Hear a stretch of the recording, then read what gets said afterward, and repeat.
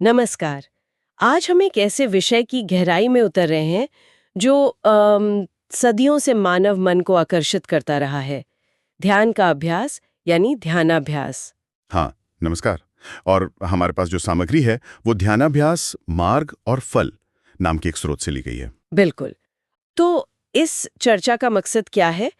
हम इस स्रोत के जरिए ध्यान के पूरे सफर को, मतलब उसकी यात्रा को समझने की कोशिश करेंगे। हाँ, जैसे कि एकाग्रता क्या होती है, हाँ, अभ्यास कैसे करें, है ना? हाँ, फायदे क्या हैं? और रुकावटें भी आती हैं रास्ते में, उनसे कैसे पार पाया जाए। हाँ, और कुछ गहरे दार्शनिक पहलू भी हैं जिन्हें ये स्रोत छूता है। तो चलिए शुरू करते हैं इस मानसिक यात्रा को। बिल्कुल, ये समझना जरूरी है जैसा आपने कहा कि ये स्रोत ध्यान को सिर्फ एक दिमागी कसरत की तरह नहीं देखता, बल्कि इसे मन की स्थिरता और खुद को जानने की एक पूरी प्रक्रिया, एक यात्रा मानता है। और ये स्रोत इस यात्रा के अलग अलग पड़ावों को काफी विस्तार से दिखाता है। तो शुरुआत होती है एकाग्रता से। जी। स्रोत कहता है कि ये किसी एक चीज पर, एक बिंदु पर मन को टिकाने जैसा है। हाँ, योग की भाषा में जिसे धारणा कहते हैं, शायद उसी से मिलता जुलता है। बिल्कुल। जब सारे विचार सिमटकर एक जगह आ जाएं और मन भटके नहीं, वही एकाग्रता है।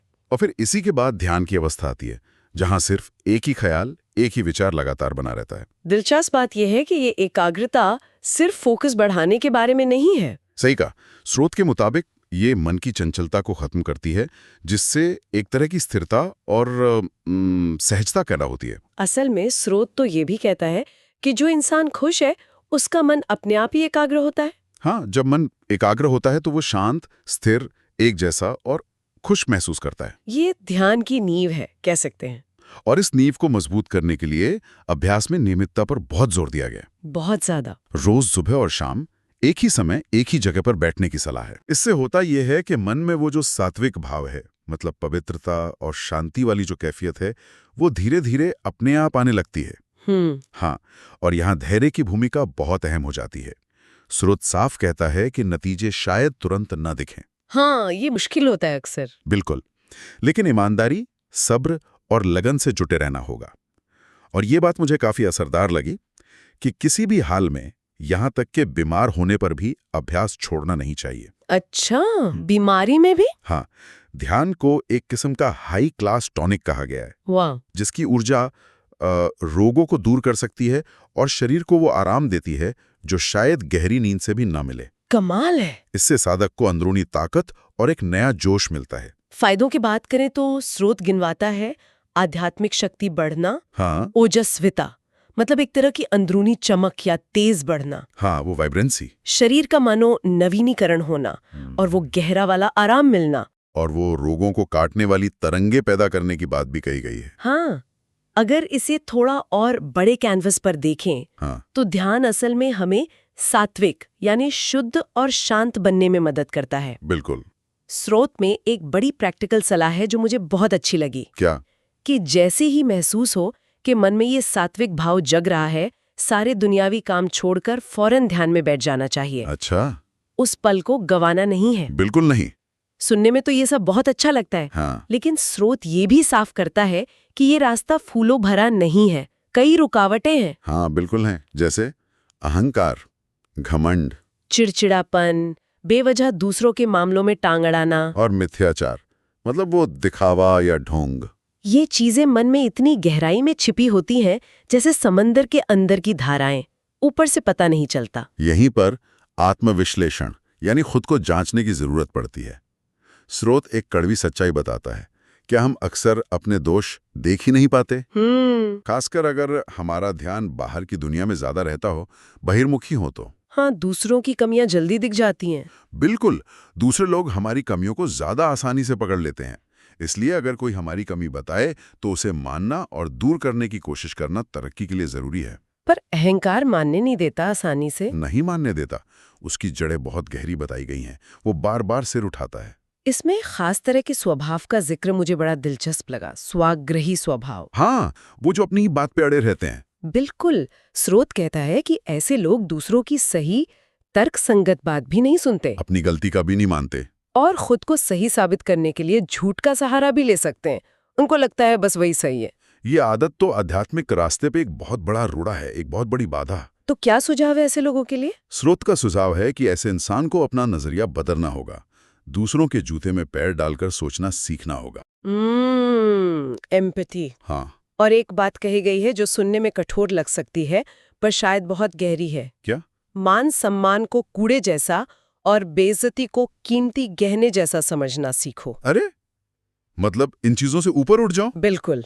साथ ही असहिष्णुता और दूसरों में नुक्स निकालने की आदत भी तरक्की रोक देती है। तो फिर सवाल उठता है कि इन गहरी जड़ों वाली बाधाओं से, इन रुकावटों से निपटा कैसे जाए? स्रोत कुछ रास्ते सुझाता है, जैसे सच्चे दिल से प्रार्थना करना, प्रणव यानी ओम या किसी और मंत्र का जाप करना। अच्छा। हाँ, और ईश्वर या गुरु की कृपा का भी जिक्र है। यहाँ पतंजलि योग सूत्र का हवाला दिया गया है, तद जपस तदर्थ भावनम। इसका मतलब क्या हुआ? इसका मतलब है कि मंत्र जैसे ओम का जाप उसके अर्थ और भाव को समझते हुए करना चाहिए, सिर्फ रटना नहीं। अच्छा। साथ ही गीता में श्री कृष्ण के वचन को भी याद दिलाया गया है, मच्चित्तः सर्वदुर्गाणि मत प्रसादात तरिष्यसि, यानी अगर मन मुझमें लगाओगे तो मेरी कृपा से सारी मुश्किलें पार कर जाओगे। बिल्कुल, ईश्वर कृपा या गुरु कृपा से ये बाधाएं दूर हो सकती हैं। गुरु और शिष्य के बीच के एक अनदेखे कनेक्शन की बात भी बड़ी रोचक लगी मुझे। हाँ, वो भी है। स्रोत कहता है कि अगर शिष्य दूर बैठकर भी अपने गुरु का सच्चे मन से ध्यान करे तो उसे गुरु से शक्ति, शांति और आनंद मिल सकता है। ये कितना मिलेगा, ये शिष्य की श्रद्धा पर निर्भर करता है। अच्छा, जितनी गहरी श्रद्धा उतनी ज्यादा शक्ति। हाँ, और ये भी कहा गया है कि जब शिष्य पूरी तरह गुरु में ध्यानमग्न होता है तो गुरु भी इसे महसूस करते हैं। सच में? हाँ, और उनके बीच मानो एक रोशनी की लकीर बन जाती है जो सात्विक विचारों की तरंगों से बनी होती है। ये काफी गूढ़ बात लगती है। बिल्कुल, ये श्रद्धा और मानसिक जुड़ाव की शक्ति को दर्शाता है। स्रोत यहाँ से एक और ऊंचे स्तर की बात पर ले जाता है। हाँ, ये वाला हिस्सा मुझे बहुत अनोखा लगा कि जब कोई बहुत ऊंचे आध्यात्मिक स्तर पर पहुंच जाता है तो उसे दुनिया बिल्कुल अलग नजर आती है। कैसे? अर्जुन को जो कृष्ण ने अपना विराट रूप दिखाया था, उसका उदाहरण दिया गया है। हाँ, विश्वरूप दर्शन। अर्जुन देख रहे हैं कि सारी दुनिया, सारे लोग, यहाँ तक कि कौरव और दूसरे राजा भी कृष्ण के भयानक मुंहों में समाते जा रहे हैं, उनके दांतों के बीच पिस रहे हैं। स्रोत इसकी तुलना करता है एक तालाब में तैरती मछलियों से या दीवार पर चलती चींटियों से। मतलब हम सब असल में उस विराट चेतना, उस ईश्वर के ही शरीर के अंदर घूम फिर रहे हैं। अच्छा, ये नजरिया तो बिल्कुल अलग है। हाँ, और इस पूरी भीड़ में कुछ गिने चुने ही पूरी तरह विकसित ज्ञानी या योगी होते हैं जो लाइट हाउस की तरह बाकियों को रास्ता दिखाते हैं। स्रोत कहता है कि ये अंदरूनी यौगिक नजारा हैरान कर देने वाला और भव्य होता है। बिल्कुल। और फिर ध्यान की और गहरी अवस्था का वर्णन है, जिसे तैल धारावत कहा गया है। ये शब्द बड़ा सुंदर है। हाँ, तैल धारावत मतलब जैसे तेल की धार बिना टूटे लगातार गिरती है। हाँ, ठीक वैसे ही सिर्फ एक ब्रह्म यानी परम सत्य का विचार मन में लगातार बनाए रखना। ज्ञान के रास्ते पर चलने वाले इसे निधि ध्यासन कहते हैं और भक्ति के रास्ते वाले इसे भजन कहते हैं। मतलब नाम अलग है पर अवस्था वही है। इसे समझने के लिए स्रोत एक और अच्छी मिसाल देता है। हाँ, लोहे वाली मिसाल। हाँ, जैसे लोहे का टुकड़ा आग में पड़ा रहे तो वो लाल होकर आग जैसा ही बन जाता है, और अगर उसे लाल ही रखना है तो लगातार आग में रखना होगा। बिल्कुल वैसे ही मन को ब्रह्म ज्ञान की गर्मी से, कह सकते हैं, चार्ज रखने के लिए लगातार और गहरे ध्यान के जरिए उसे ब्रह्म की चेतना के संपर्क में रखना पड़ता है। इसी से वो सहज अवस्था आती है जहां ये प्रयास नहीं रहता बल्कि स्वभाव बन जाता है। हाँ, वही लक्ष्य है, सहज अवस्था। स्रोत बार बार इस बात पर लौटता है कि ध्यान एक जबरदस्त टॉनिक है। हाँ, ये बात कई बार आई है। ये मन और नाड़ियों को ताकत देता है, शरीर की हर कोशिका को जैसे जिंदा कर देता है और बीमारियों से बचाता है। यहाँ तक कह दिया गया है कि ध्यान करने वालों को दवाओं पर पैसा खर्च नहीं करना पड़ता। ये दावा थोड़ा बड़ा लग सकता है, पर शायद इसका मतलब है कि अंदरूनी शक्ति इतनी बढ़ जाती है कि जरूरत कम पड़ती है। हाँ, शायद यही भाव है। और ये भी कि आधे घंटे का गहरा ध्यान भी पूरे हफ्ते भर जिंदगी की मुश्किलों से लड़ने की हिम्मत दे सकता है। ये तो बहुत बड़ी बात है। निश्चित रूप से। और ये सिर्फ सेहत तक सीमित नहीं है, ये हमें अलग अलग तरह के लोगों के साथ डील करने की समझ और क्षमता भी देता है। अच्छा, यहाँ फिर से गीता के कई शब्दों का हवाला है। अनन्य चेतस, जिसका चित्त कहीं और ना हो, मच्चित, जिसका चित्त मुझ में हो, नित्य युक्त, जो हमेशा जुड़ा हो, मन मनस, एकाग्र मन, सर्वभाव। इन सब का निचोड़ ये है कि अपना 100% मन पूरा का पूरा, मतलब कोई हिस्सा बचा ना रहे। बिल्कुल बिना किसी हिस्से को बाहर रखे ईश्वर को देना होगा। स्रोत कहता है कि तभी आत्म साक्षात्कार यानी खुद को जानना मुमकिन है। अगर मन का एक कोना भी दुनिया में अटका रहा तो ये नहीं हो पाएगा। नहीं हो पाएगा। तो ध्यान की इस गहरी अवस्था तक पहुंचने के लिए कुछ तैयारी भी बताई गई है, कुछ स्टेप्स हैं। हाँ बिल्कुल, जैसे आसन से शरीर को स्थिर करना सीखना, शरीर हिले डुले नहीं। फिर बंध और मुद्रा जैसी तकनीकों से उसे मजबूत बनाना, प्राणायाम से शरीर को हल्का महसूस कराना, और फिर नाड़ी शुद्धि करके मन में स्थिरता लाना। नाड़ी शुद्धि यानी शरीर की सूक्ष्म ऊर्जा नाड़ियों की सफाई, है ना? हाँ, माना जाता है कि इससे ऊर्जा का प्रवाह सही होता है और मन शांत होता है। जब ये सब तैयारियां हो जाती हैं तब ब्रह्म पर मन लगाना आसान और लगातार हो पाता है। तैयारी के साथ साथ जगह का भी महत्व बताया गया है। कहाँ अभ्यास करें? हाँ, ये भी जरूरी है। गंगा या नर्मदा किनारे, हिमालय में किसी शांत बगीचे में या मंदिर जैसी जगहों पर ध्यान अच्छा लगता है। उत्तरकाशी, ऋषिकेश, बद्रीनारायण जैसे तीर्थ स्थानों का भी जिक्र है। हाँ, जहाँ का माहौल ही आध्यात्मिक तरंगों से भरा होता है। जी। ये एकांत ठंडी जगहें मन को टिकने में मदद करती हैं। स्रोत कहता है जैसे नमक पानी में घुल जाता है, वैसे ही ध्यान में सात्विक मन अपने आधार यानी ब्रह्म में विलीन हो जाता है। क्या बात है। ध्यान के प्रकारों का भी जिक्र है इसमें। हाँ, 2 मुख्य तरह के बताए हैं। एक है स्थूल ध्यान, जैसे भगवान कृष्ण की मूर्ति पर मन लगाना, चाहे आंखें खुली हों या बंद। इसे सगुण ध्यान कह सकते हैं। हाँ, किसी रूप पर ध्यान। और फिर है निर्गुण ध्यान, जहां किसी रूप पर नहीं बल्कि किसी अमूर्त चीज पर, जैसे अनंत रोशनी या निराकार ब्रह्म पर मन टिकाया जाता है। बिल्कुल।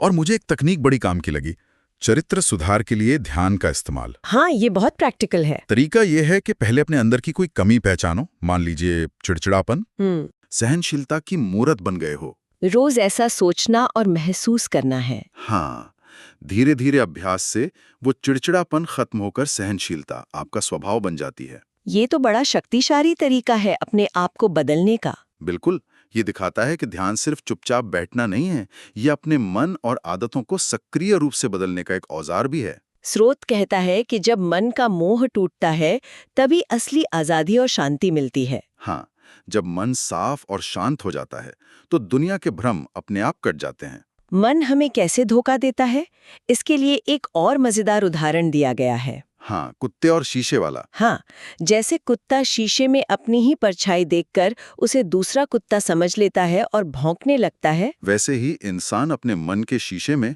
दूसरों में अपनी ही झलक देखता है, पर नासमझी में उन्हें खुद से अलग मानकर उनसे नफरत या जलन करने लगता है। सोचने वाली बात है ये तो। हम दूसरों में अपनी ही कमियां या अच्छाइयां देख रहे होते हैं शायद। बहुत हद तक। और अभ्यास की शुरुआत में जो मुश्किल आती है उसकी तुलना आग जलाने से की गई है। कैसे? जैसे शुरू में आग जलाने के लिए सूखी घास, फूस या कागज का इस्तेमाल करते हैं।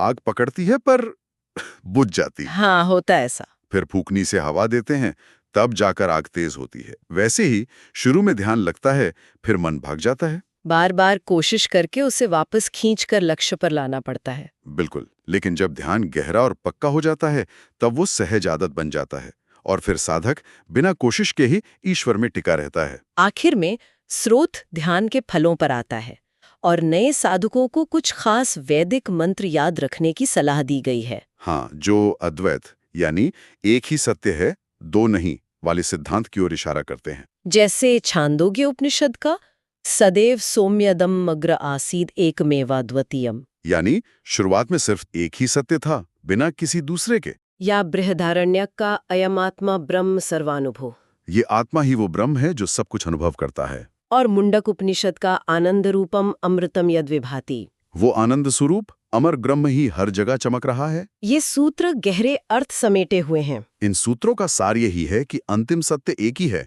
और वो हमारे अंदर ही है। हाँ, और स्रोत इसी से जोड़ते हुए कहता है कि वर्तमान में जीना सीखो, गुजरे हुए कल या आने वाले कल की चिंता छोड़ो। इससे असली खुशी मिलती है और फिक्र दूर होती है। वो सच्चिदानंद ब्रह्म यानी सत्य, अस्तित्व, चित्त, चेतना, आनंद, परम सुख स्वरूप परमात्मा का लगातार ध्यान ही सबसे ऊंची अवस्था तक ले जाता है। वही अद्वैत ब्रह्म साधक का असली ठिकाना और आराम की जगह है। बिल्कुल। आत्मा को सारी ऊर्जा का स्रोत कहा गया है, तो उसका ध्यान करने से हमारी अपनी ऊर्जा, शक्ति और बल बढ़ता है। हाँ, ये लॉजिकल लगता है। स्रोत में एक बहुत खूबसूरत बात लिखी है कि एक पल के लिए भी उस सर्वव्यापी आत्मा का सोचना प्रयाग की त्रिवेणी नदी में 1000 बार नहाने से ज्यादा पवित्र है। वाह, ये असली मानसिक स्नान है, जिसके आगे शरीर का नहाना कुछ भी नहीं। सही बात। और सच्ची पूजा क्या है? स्रोत कहता है कि फूल, धूप, मिठाई चढ़ाने से ज्यादा महत्वपूर्ण है अंदरूनी गुणों के फूल चढ़ाना। कैसे फूल? ज्ञान, संतोष, शांति, खुशी, सबको एक नजर से देखना, ये हैं असली फूल। बाहरी चीजों से तो वो पूजा करते हैं जिन्हें ज्ञान नहीं है। आखिर में एक बहुत शक्तिशाली विचार दिया गया है जिसे मन में बसाने को कहा गया है, मैं शुद्ध आत्मा हूं। अहम ब्रह्मास्मि जैसा कुछ। हाँ, उसी भाव में हमेशा ये सोचना और महसूस करना कि मैं शुद्ध आत्मा हूं, यही सोच सारे दुखों और शक को मिटा सकती है। मन बार बार भटकाने की कोशिश करेगा, पर इस एक विचार से उसकी सारी चालें नाकाम की जा सकती हैं। तो इस पूरी चर्चा से हमने देखा कि कैसे ये स्रोत ध्यान को एक पूरी यात्रा की तरह पेश करता है। हाँ, एक पूरा सफर है। एकाग्रता से शुरुआत, फिर रोज के अभ्यास की जरूरत, रास्ते की रुकावटों को पहचानना, और गुरु या ईश्वर की कृपा से उन पर जीत पाना, और आखिर में गहरी आंतरिक शांति और खुद को जानने के मुकाम तक पहुंचना। ये सिर्फ एक तकनीक नहीं, बल्कि जिंदगी को बदलने की ताकत रखने वाला एक गहरा अभ्यास है। बिल्कुल। इस स्रोत का निचोड़ क्या कहेंगे आप? निचोड़ यही लगता है कि बाहरी कर्मकांड या पूजा पाठ अपनी जगह हैं, पर उनसे कहीं ज्यादा जरूरी है मन की सफाई, आंतरिक शुद्धि। हाँ, और उस परम सत्य, ब्रह्म या आत्मा पर लगातार ध्यान बनाए रखना। वही अद्वैत ब्रह्म असली मंजिल है, असली सुकून है। ये बात वाकई सोचने पर मजबूर करती है क्या? कि क्या हम शांति बाहर की चीजों में ढूंढ रहे हैं, जबकि असली खजाना हमारे अंदर ही है। ये एक बड़ा सवाल है। और अगर सच्ची पूजा अंदरूनी है, तो क्या वो ज्ञान, संतोष और शांति जैसे गुणों को अपने अंदर विकसित करना नहीं है, बजाय सिर्फ बाहरी रस्मों के? ये सवाल अपने आप में ध्यान का एक विषय हो सकता है, बिल्कुल हो सकता।